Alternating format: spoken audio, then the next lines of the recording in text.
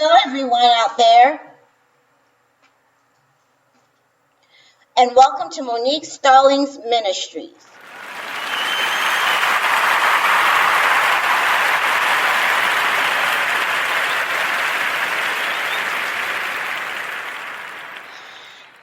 Tonight, we're going to be talking about the topic, the meaning behind Black Lives Matter. And Minister John Stallings is going to bring forth the pros, the cons about the topic Black Lives Matter. He's going to bring forth information, sound information, along tying that into a Christian perspective.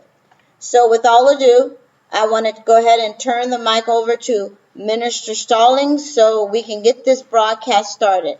And please, by all means, chat, make comments.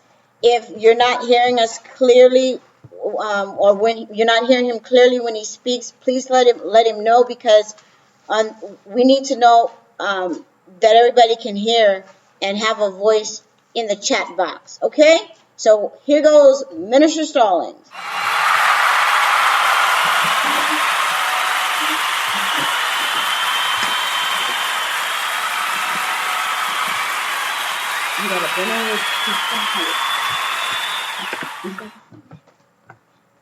Hello, my brothers and sisters tonight, and I hope you guys are having a good night tonight. And this is Minister John Stallings, and tonight we're going to be talking about some hot, heated issues tonight. One is we're going to be talking about the meaning behind why Black Lives Matters. And then the second one, we're going to be talking about how that relates to Dr. Martin Luther King Jr., who we considered the father of the civil rights movement. And then we're going to be talking about the race question, who we are, who we are. If we call African, the Black American, Negroes, or what, the history behind a little bit of that too, okay? So that's what we're going to be talking about tonight. So I guess what we're going to do, we're going to get started with, let's see here, the civil rights movement.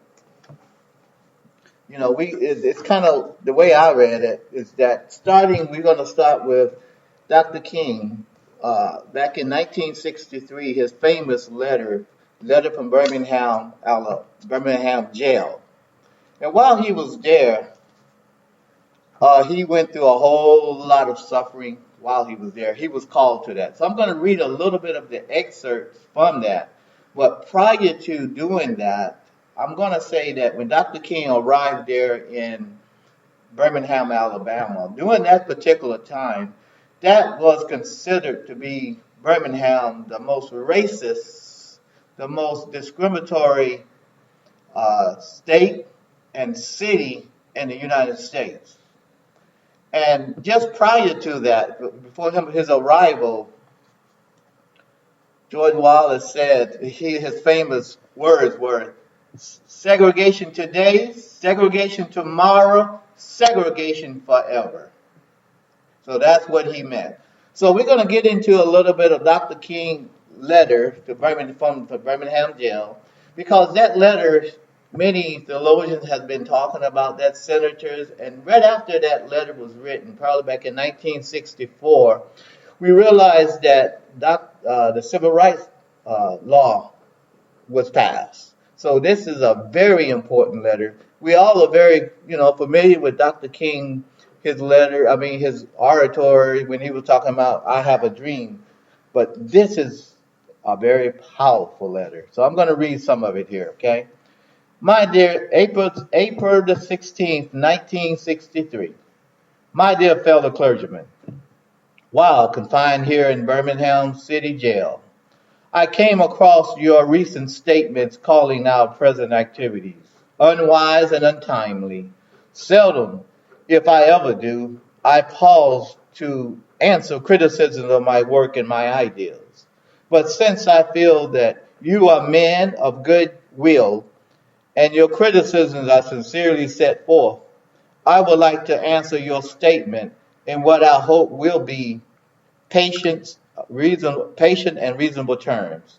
I think I should give the reason of my being in Birmingham. Since you have been influenced by the argument of outsiders coming in, I have the honor of serving as president of the Southern Christian Leadership Conference, an organization operating in every southern state with headquarters in Atlanta, Georgia. We have some 85 affiliates organizations all across the South. Several months ago, our local affiliate here in Birmingham invited us to be on call to engage in a nonviolent direct action program. And if such were deemed necessary, we readily consented. Now I'm going to go back a little later on, and we're going to compare his movement, his affiliation with Why Black Lives Matters, because I think they have like 60 organization affiliates, okay, and growing worldwide. But more basically, I am in Birmingham because justice are here. Okay, pardon me here. Yeah, I'm here, he said, basically because I'm in Birmingham because injustice is here. Just as the prophets of the 8th century BC left their villages and carried their "Thus said the Lord" far beyond the boundaries of their homes, towns, and just as the Apostle Paul left his village to Tarsus and carried the gospel of Jesus Christ to the four corners of Greco-Roman world, so am I. I compelled to carry the gospel of freedom beyond my own hometown. Like Paul, I must constantly respond to the Macedonian call for aid. And moreover, I am cognizant of the interrelatedness of all communities and states. I cannot sit idly by in Atlanta and not be concerned about what happens in Birmingham. Injustice anywhere is a threat to justice everywhere. We are caught in an inescapable network of mutuality, tied in a single garment of destiny. Whatever affects one directly affects all indirectly. Never again can we afford to live in a narrow provincial outside agitator ideal. Anyone who lives in the United States of America can never be considered an outsider anywhere within its bounds. Now, in any nonviolent campaign, there are 4 basic steps that we take. 1, collecting of the facts to determine whether injustice are there. Number 2, negotiation. Number 3, self-purification. And 4, direct action. We have gone through all of these steps in Birmingham. Birmingham is probably the most thoroughly segregated city in the United States, as I said earlier. Its ugly record of police brutality is known in every section of the country. Its unjust treatment of Negroes in the courts is a notorious reality. There have been more unsolved bombings of Negro homes and churches in Birmingham than in any city in this nation. These are the hard, brutal, unbelievable facts. And on the basis of these conditions, Negro leaders sought to negotiate with the city fathers, but the political leaders consistently refused to engage in good faith organization and negotiation.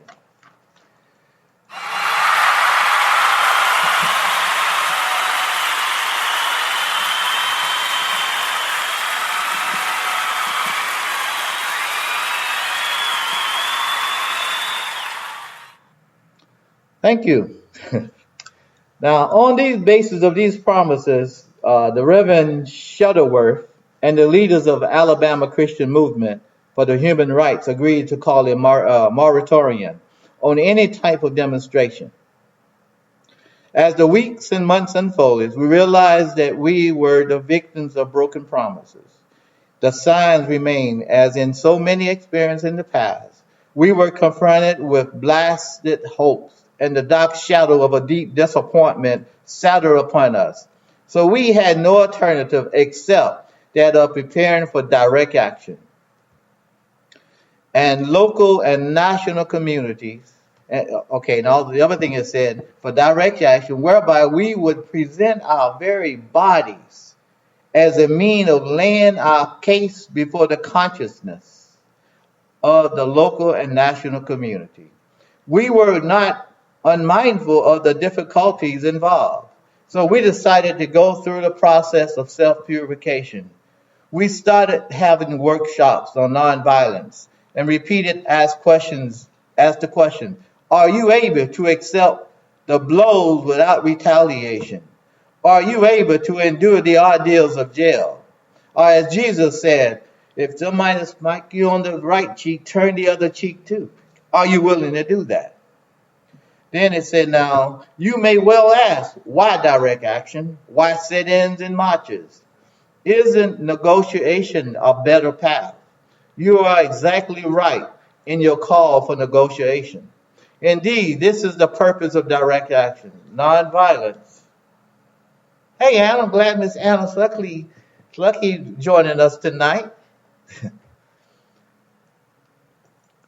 Okay, and so like Dr. Kim, we'll get back to the article here. You may well ask, why direct action? Why sit-ins and marches? Isn't negotiation a better path? You are exactly right in your call for negotiation. Indeed, this is the purpose of direct action. Nonviolent direct action seeks to create such a crisis and establish such creative tension that a community that has constantly refused to negotiate is forced to confront the issue, just as Socrates felt that it was necessary to create a tension in the mind of so many individuals that could rise from the bondage of myths and half-truths to the unfathomed realms of creative analysis and objective appraisal. We must see the need for nonviolent gadfires to create the kind of tension in society that will help men rise from the dark depths of prejudice and racism to the majestic heights of understanding and brotherhood. And I noticed he used the word gadflies, but I like to use the word nowadays butterflies. Butterflies because it's so colorful. It comes from a cocoon, but then it bursts into something so beautiful. And America is like a butterfly. We all different colors, you know. So that's what I like to say. You know, I like that analogy. So y'all just bear with me. And now back to Dr. King. My friends, I must say to you that we have not made a single gain in civil rights without legal and nonviolent pressure. History is a long and tragic story of the fact that privileged groups seldom give up their privilege voluntarily. Individuals may see the moral lights and give up their unjust posture. And then say, we know through painful experience that freedom is never voluntarily given by the oppressor. It must be demanded by the oppressed. Frankly, I never yet engaged in a direct action movement that was well timed, according to the timetable of those who have not suffered unduly for the disease of segregation. For years now, I have heard the word wait. It rings in the ear of every Negro with the piercing familiarity. That word Negro that he used, we're going to be dealing with that later on. Negro, we've been called Negro, African American, Black American. Who are we? But anyway, we're going to move on. He said, but this wait has always meant never. It has been a tranquilizing drug, relieving the emotional stress for a moment, only to give birth to an ill-formed infant of frustration. We must come to see with the disgusted jurists of yesterday that justice too long delayed is justice denied.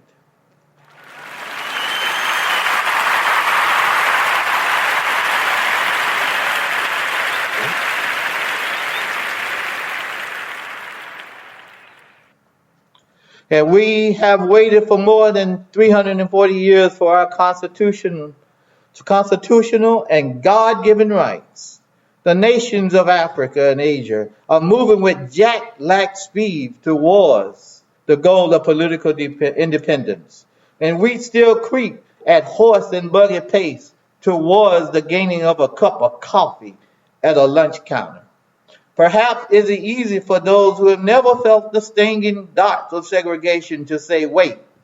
But when you have seen vicious mobs lynch your mothers and fathers at will or drown and your sisters and brothers at whim, when you have seen hate-filled policemen curse, kick, brutalize, and even kill your black brothers and sisters with impunity, when you see the vast majority of over 20 million Negro, that word Negro brothers smothering in an airtight cage of poverty in the midst of an affluent society, when you suddenly find your tongue twisted when your speech stammering as you seek to explain to your 6-year-old daughter why she can't go to a public amusement park called Fun Park that had just been advertised on television, and see the tears welling up in her little eyes when she is told that Funtown is closed to colored children, and see the depressing clouds of inferiority begin to form in her little mental sky. And then we see her begin to distort her little personality by unconsciously developing a bitterness towards white people. When you have to concoct an answer for a 5-year-old son who is asking in an agonizing pathos, Daddy, why do white people treat colored people so mean? Now remember the word colored, Negro, colored, African American. So, but they said, then the little boy said, Daddy, why do white people treat colored people so mean? When you take a cross-country drive and find it's necessary to sleep night after night in the uncomfortable corners of your automobile because no motel will accept you. When you are humiliated day in and day out by nagging sign reading white men and colored. And when your first name become nigger and your nagging and your middle name become boy, however old you are, and your last name become John, which is my name. And when your wife or mother are never given the respected title that she desired of Mrs. And when you are harried by day and night, haunted by day and night by the fact that you are a Negro living constantly at tiptoe stance, never given the opportunity to be who you are and express American, be part of the dream. Okay. Now, one other thing I want to say, I'm gonna bring this home to where I'm at. My son just graduated here in San Antonio, and this, let y'all know what it's all about. See, I used to say it Black American, but now I heard one of the great speakers speak this week, and he was saying that we come from a national descent, African descent, and that's where I'm coming from. But anyway, my son has graduated from high school, MacArthur High School, and we was over in Windcrest, Texas, and we was driving the van, and all of a sudden I got ready to make a turn, and then all of a sudden as I made that left turn, and the police lights came on. It was a state trooper, and the next thing that I experienced were the sounds came from the police. They had the gun drawn, and they were saying, "Driver, throw the keys out the car. Put your hand on the steering wheel." And my son, who had just graduated, had his gown on, cap and gown on. He was success, National Honor Society. He said, "Dad, this is a little intense for a regular traffic stop." I said, "Yes, it is, son." And then he told me to get out, and I got out. And then he said, "You have any other passengers?" I told my wife to get out. And then we had Miss Anna, who's on the podcast tonight, and she's our little Jewish friend.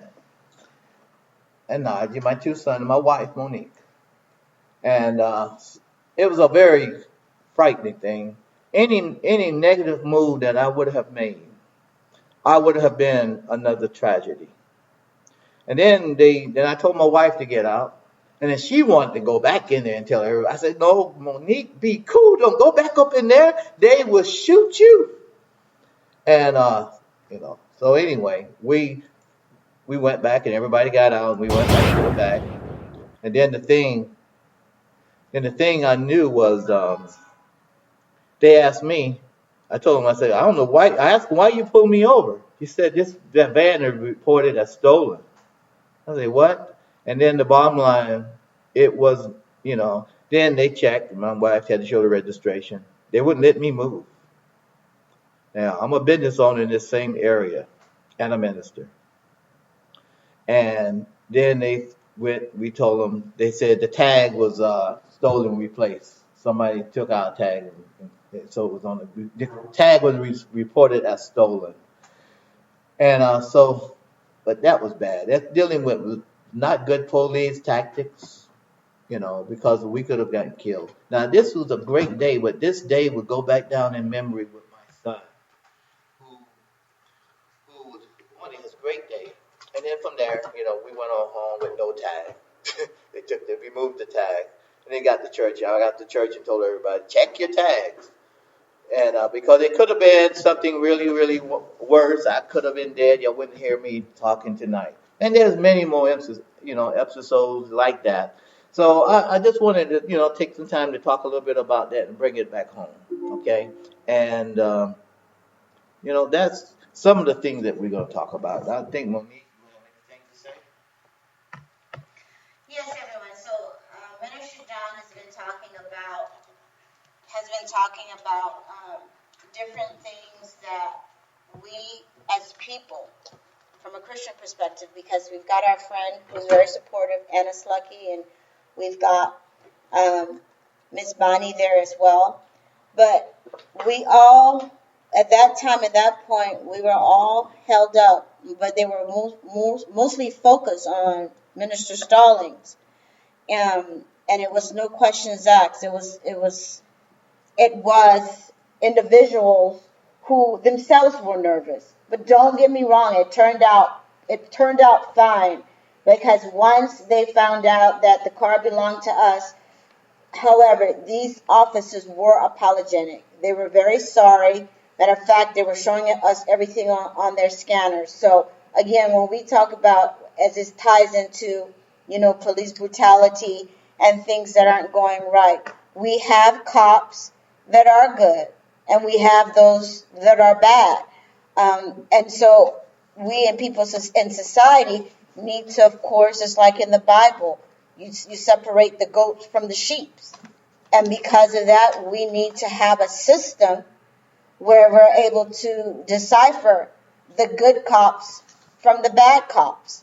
And we need to be able to decipher, racism and all malice. Because when you're dealing with racism, we can have racism within our own communities. Again, we can have racism within our own races, being based on the color of your skin.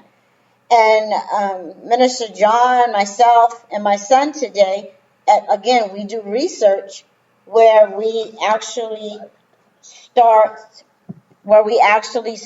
looking, as to where these doctrines and philosophies come from. Again, we can take it from a biblical perspective. Why do we have all of these different denominations? Because if you look at it wholeheartedly, it is dealing with racism. It is dealing with the pigmentation of a person's color. It is dealing with the region for which that individual has come from. And today we also learned, everybody I'm sure who's ever studied and heard about the Darwin theory, which actually Darwin was not he actually expounded on the evolution of what was given. Antonio, we have our guest Antonio. What was the man that actually started in Western civilization? I'm not sure, but I remember you told him he was a person in times of ancient Rome. Yeah, he was. My son doesn't have the name specifically, but he was in a time of ancient Rome where he's the one that came up with this. But in the century that Darwin was in, He just expounded on those things. But then again, Darwin, as racist as he was, he had the lineage. He had lineages from a Jewish person, and yet he brought anticism. He went against the word of God, saying that Africans were created. They were created from monkeys and apes, and these theories were being taught in the classes as they are today. So we as Christians, we've actually had some of our own children believing these things when the Word of God, again, never ever stated that. So you have a man who expounded on the evolution arena where they justify treating individuals whose pigmentation was different from theirs, to be able to try to treat them anyway, or say they were less than human beings. And then there was another man through this not this epidemic, but through the theology. He created a book, and Minister Stalin is going to speak about that. But we have Hitler, who wanted a pure race. What is a pure race? He hated the Jews. He didn't want any Jew to be alive or to live. And so we have all these things. And even with the Black Lives Matter movement, you have the pros and you have the cons. But a lot of times people are saying Black Lives that matter. They really don't understand the history behind what is Black Lives Matter, or who is the individual who came up by putting individuals in races and saying, we're going to put you in certain races so that we can take over superiority. And again, like I've said, and I've said in my other radio podcast, that people would say, you're black, and I said, I'm not black. But my DNA, again, coming from Louisiana, I knew that I had more than one type of DNA in me. I came from more than one ancestral tribe. And so now that we're having this, I'll call it an awakening of who we are. First of all, we know that we're God's child, or we're God's children. But secondly, we have allowed these anthropologists who came up with theories who were racist in nature to separate individuals from each other. And now we're having this talk right now. And I'm thanking God that I have this platform to speak on. So now I'm going to turn the mic back over to Minister Stallings and let him continue this discussion.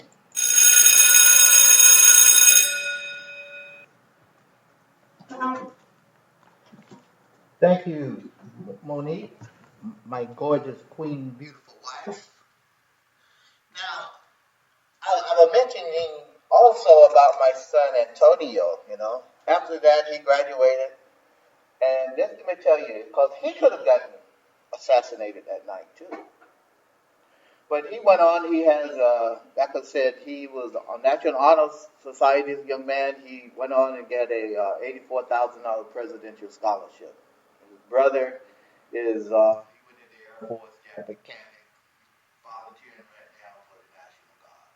And Al, she's a wonderful songbird that's in the automobile with us. And my wife, Monique, she's now almost got her master's degree in Christian psychology. And I'm a pastor and a civil rights advocate. I'm an advocate also. And let's say with Miss Anna. Miss Anna made a comment. Miss Anna made a comment.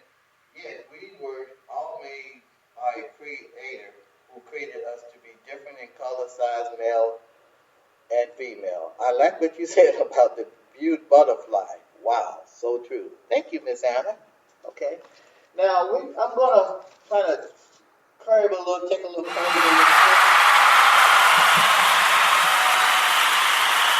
Take a little twist here, because I said I was going to talk a little bit about now the why Black Lives Matter, the meaning behind this great movement, which is a misunderstood movement.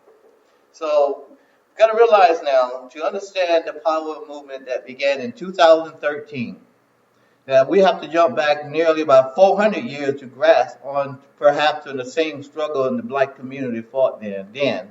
The idea that all people should be treated fairly in the eyes of the law and institutions. Now, I like this young lady that called, her name is, well, not young, her name is Dr. Finney Coleman, the UNM Associate Professor.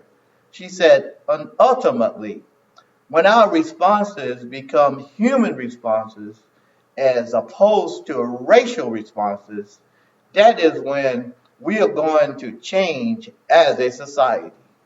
Wow. I like that. I want to stay with that because I've heard some of my people, Pastor Dr. Miles Monroe said that we become human first. We become a child of God first, and then we part of whatever nationality we are. Because our manufacturer, the one that made us. He the one that designed, gave us a personality. He's the one that gave us an assignment. We do personality tests as part of my ministry. We give personality tests to find out who people are, where they came from, and what kind of gift they have. We use Briggs Myers and Carl Jung test. I think it's a 64-question test. And if you answer those questions correctly, you will find exactly who you really are. You will find out why the Creator created you and what kind of personality you have. I think it's like 17 personalities. But I'm not saying that we all schizophrenic now, where you'll land. I'm not saying that. I'm just saying that there are different types of personality, an extrovert and an introvert. And when you take those tests, it comes back and let you know what kind of skills and talents you have. Mine came back, when I answered mine, it came back, I was an extrovert. That's probably see why I'm getting the microphone from my wife. I want to talk a little bit more. I'm just joking, y'all. But I'm an extrovert. I'm an ENFJ. Now, it comes back and tell you what famous people that have your similar personality. Mine is President Obama. I have his type of personality. Okay, so that's the kind of, that's the kind of personality I have, like President Obama. Okay, and it tells me the type of work that I need to be in. It tells me that I need to be in the business arena. And I'm a business consultant. I've been in the financial industry for about 35 years, selling cars, doing real estate, mortgage broker, and so forth now. And also I'm an advocate for the veterans. I help them get the rights that they need and figure out who they are and get the rights and everything else. So now that's a little bit about what we do in dealing with purpose. And the other thing is, my wife moves things around here. But anyway, I want to let y'all know that now we're dealing with back to what the purpose of the meaning behind the why Black Lives Matters. The University of New Mexico professor said, Freeman Coleman said, the matter of the movement with the 1920s and when the association led the black civil rights struggle, dealing with fighting racial violence, discrimination, and unemployment. That's one thing. The other thing that they was talking about, this whole movement began. Can y'all hear me out here? Because we have a little problem with the mic. This whole movement began in 2013. Let me make sure. This movement began, let's see here, 2012, about Trayvon. That was when he got killed. Trayvon Martin was fatally shot in 2012. He was 17 years old. As he walked home from a convenience store, George Zimmerman, who was patrolling the townhouse community in Sanford, Florida, pulled the trigger. Zimmerman later claimed to have shot the teenager in self-defense during a physical altercation. It took 2 weeks before Zimmerman was eventually arrested and charged with Martin murder. Black Lives Matter, founded in 2013 in response to Zimmerman's acquittal. The global organization said that its mission is to eradicate white supremacy and build local power to intervene in violence inflicted on black communities by states and vigilantes, by combating and countering acts of violence, creating space for black imagination and innovation, and centering blacks' joy. We are winning immediately improvement in our lives. Black Lives Matter 3 founders, Alicia Gosel, Patrice Curlers, and Opal Tometi, said that the project is now a member-led global network that includes more than 40 chapters. Okay, and as that goes, 40 chapters, they kind of like the Tower of Babylon, I see. You know, in the Bible, Genesis. When this group movement is so huge right now that everyone, all organization, many, I guess the National Football League, the Basketball League, National NBA is behind it. Everyone is getting behind this movement right now. And as God says in the book of Genesis, when the men decided to build the Tower of Babylon, that tower was going up so quickly. And God was saying, look at what these people are doing. He said, we have to stop them because the work there becomes one, they're united, and nothing will be impossible for them. So God had to slow that work down and change the languages, and that's what we are doing now. You know, because the only thing was they want to make a name for themselves. Now, you know, Black Lives, we speaking for everybody. You know, so the other thing, I think Monique want to say something else, but we just, you know, the movement is moving on. There's some positives and good, the pros and the cons with it. So we'll be talking about that a little later. Monique want to say something now. Yes, Minister Stallings, as you talked about, we're going to talk about Black Lives Matter and giving the pros and the cons. What I'd like for you to address in this radio podcast is for the Black Lives Matter. We need to talk about, you said that you would talk about the issues of the Black Lives Matters, the pros and the cons, those that have a mission really to change lives, but again, not just black lives, but all lives. Because just like when Martin Luther King said in his speech, it's about basically humanity. It's about all people of all races. But however, I'd like you to go ahead and expound more on the Black Lives Matter organizations, because they're using the logo Black Lives Matter, and people are getting confused as for those that are for and those who are wanting to just be chaotic about it. Because in every race, you have the good organizations and you have the bad organizations. So can you kind of expound on there before the broadcast is over? Thank you. Yes, I'll be glad to expound on that a little bit more. Because as I said, the Black Lives Movement, it has a lot. We have, I think, about 60 different affiliates right now. And, you know, there's many organizations a part of that. You know, I think one of them might be, one is Mrs. Alicia Gaza. She has a movement. She's part of that.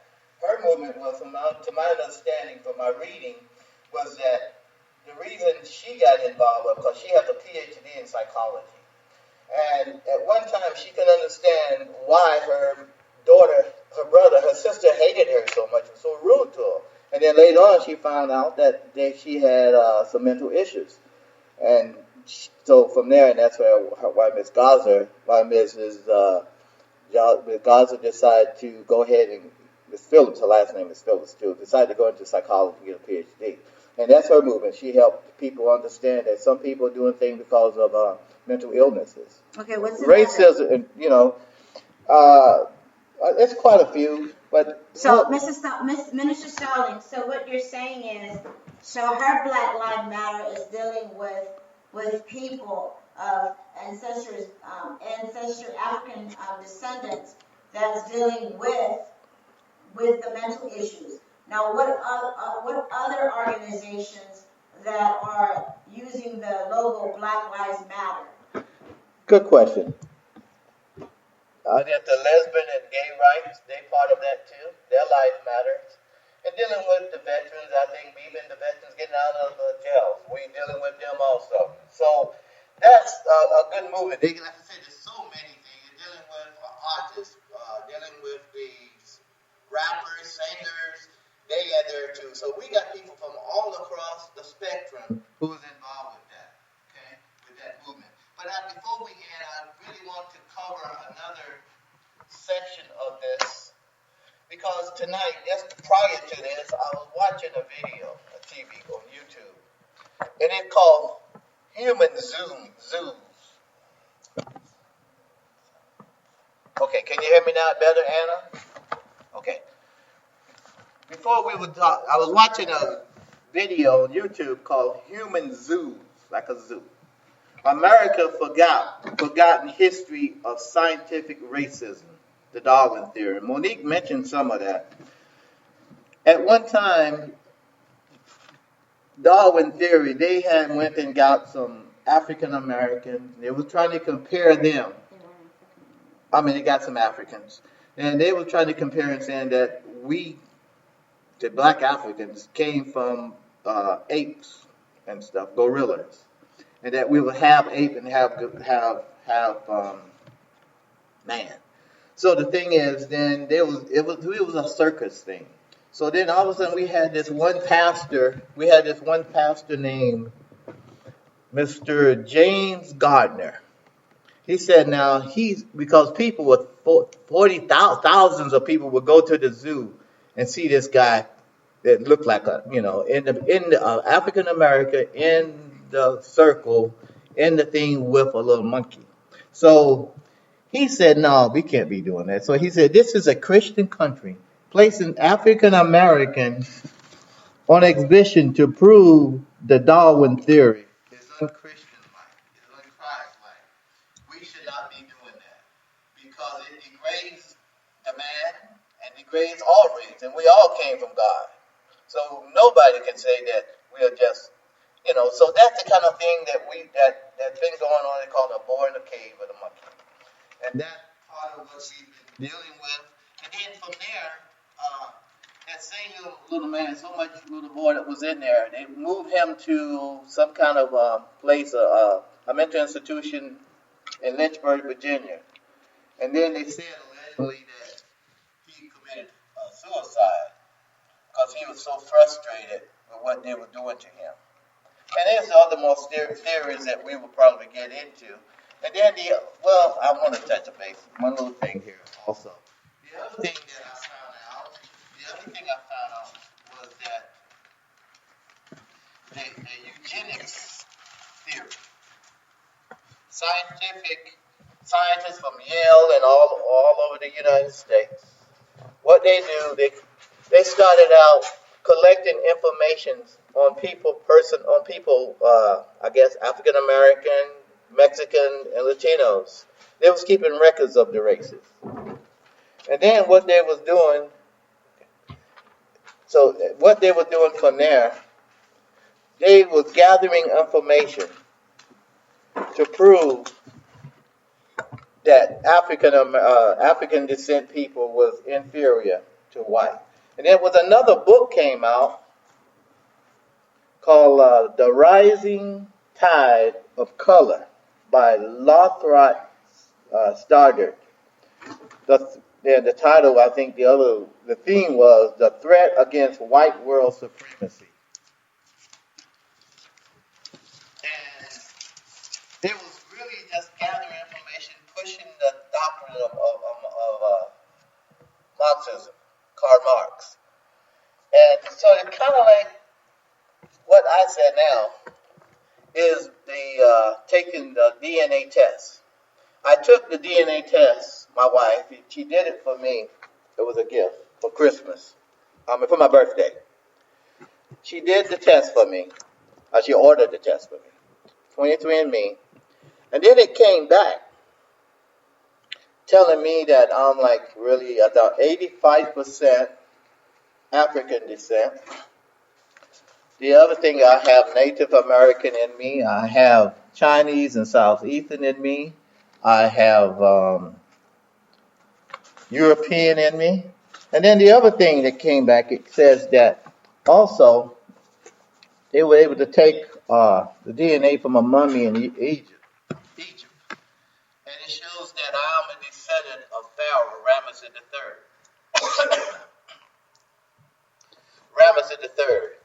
And I was like, wow, what's going on? So then I was amazed because around my eyes, if you know me, it's a circle in both of my eyes. And when they pulled a picture of what Pharaoh Ramesses III would look like today, it had the same thing.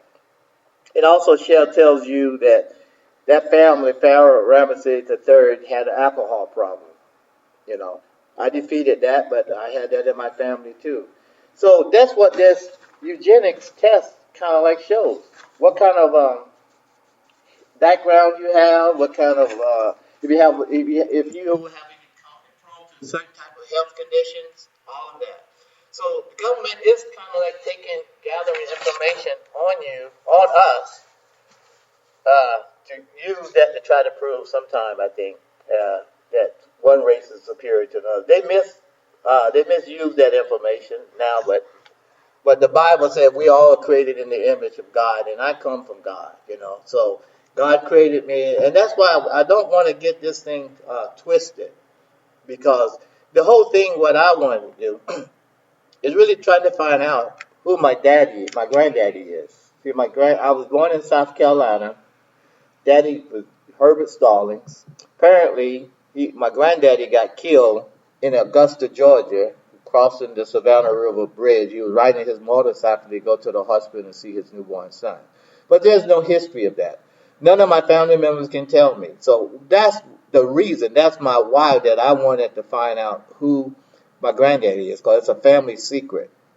Okay, and so we're getting pretty close. I found another young man that have the same DNA that I have, and he was also 53 years old, and he told me we found each other on 23andMe, that for 53 years, the man he thought was his dad was not his dad.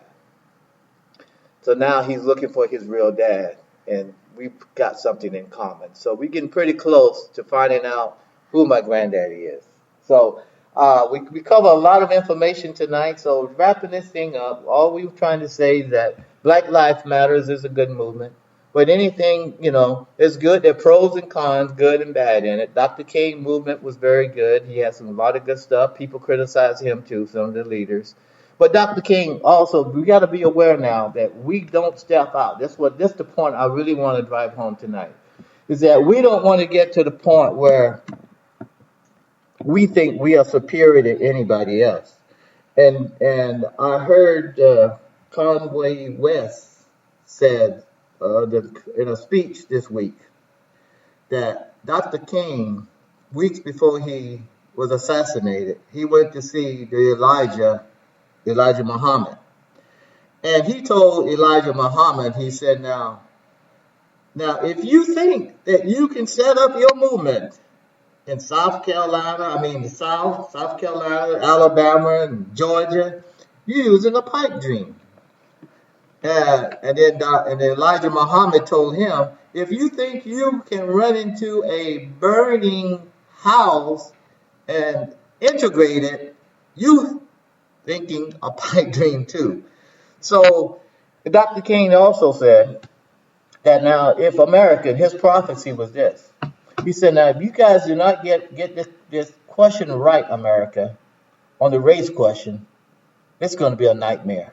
America will become a nightmare. You'll see all kind of blood streets just pouring in the river, like a river of blood in America on our streets, from one country to another, one nation, one state to another. Now this thing is going to the world. So I'm seeing the prophecy of Dr. King, because see, he said, I stood in the middle, Dr. King said. I was trying to keep peace between the Black nationalist group and the civil rights group.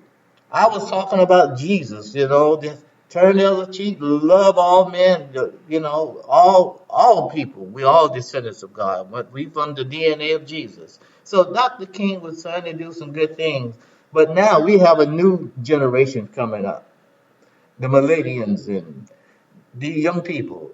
They're not really familiar with Dr. King. They say, well, Dr. King missed the point just by himself. We are united now, and we are changing the world. So, and with this coronavirus, people, I know here in San Antonio that they wanted to open up the schools. Our president said if y'all telling the schools, if they do not open up, they will not get any funding. So some of them still opening up, but a little 15-year-old girl started a petition, said, look, we are fighting for the rights of the school teachers.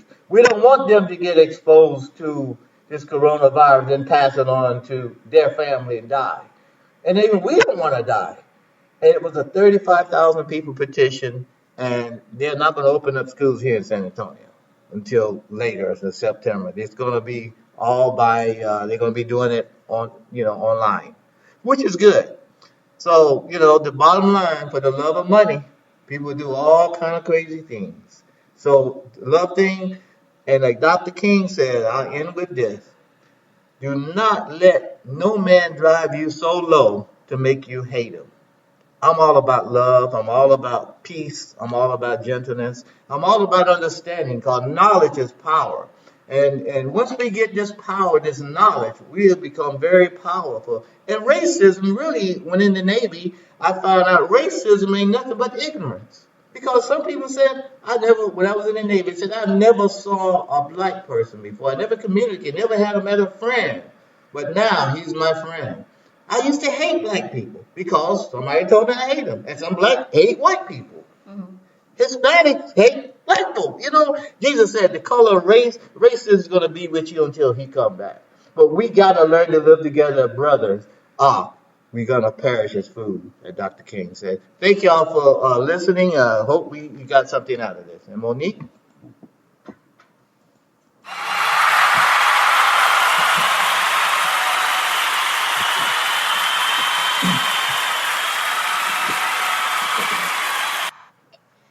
Thank you, Minister Stallings, for your expounding on Black Lives That Matters.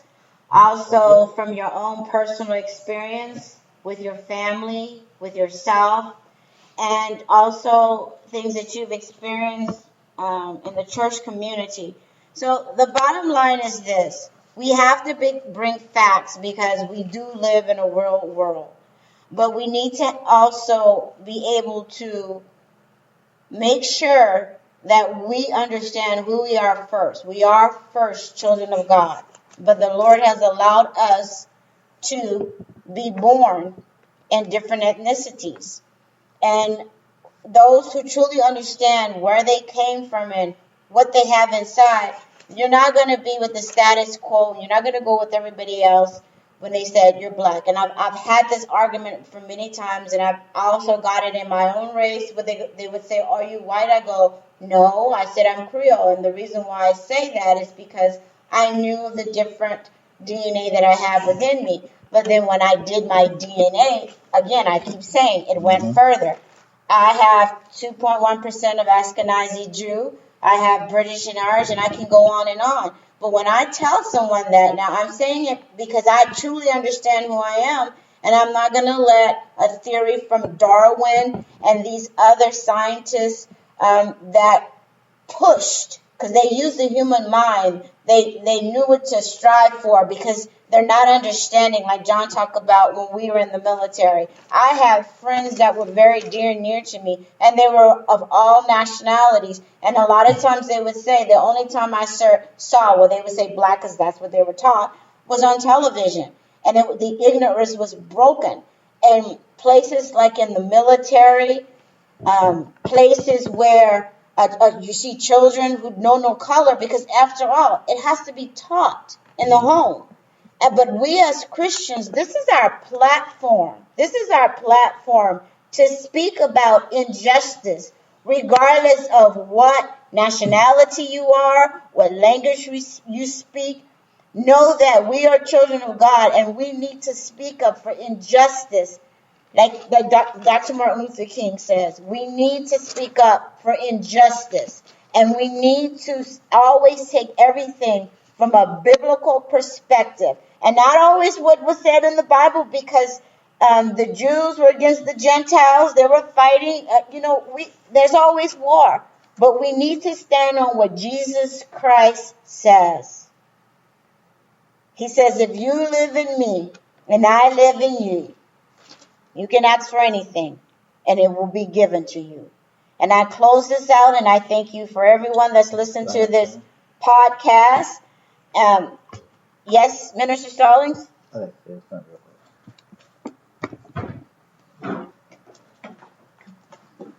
I know we're wrapping up here on this podcast, but I want to let people know that as Christians, the Bible is our manual that we have to live by. That is our basic instruction before leaving Earth. But I'm aware of another Bible that they talk about, the Great Race. The Great Race by Madison Grant. Now that was a book. That was a book that was published, and Hitler used that. He considered that his Bible. And that people were more, white was superior to black. And y'all know what he did to the Holocaust. And there may be a Jewish person listening to me. I know there are. And but all those people got killed because of that false information. So I recommend, from what I'm telling you, what Monique is saying, become like the Bereans. Hear the word of God, hear it from a preacher, then go and search those scriptures and see if it was so. And that's what I have to do. Study to show yourself approved unto God, a workman needed not to be ashamed, rightly dividing the word of truth. And that's what we tried to do tonight. And we're trying to say, let us live together. Let Hebrews 11:13:1, let brotherly love continue.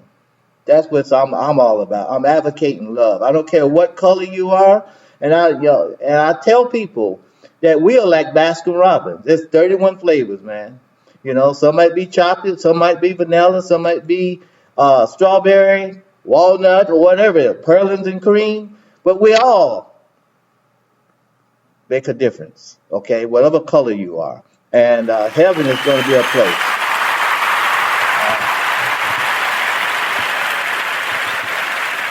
And this is Monique Stallings with Let's Talk. Everyone have a good evening and just meditate on what was said. And we always say, always go back to the Word of God. And I love you all.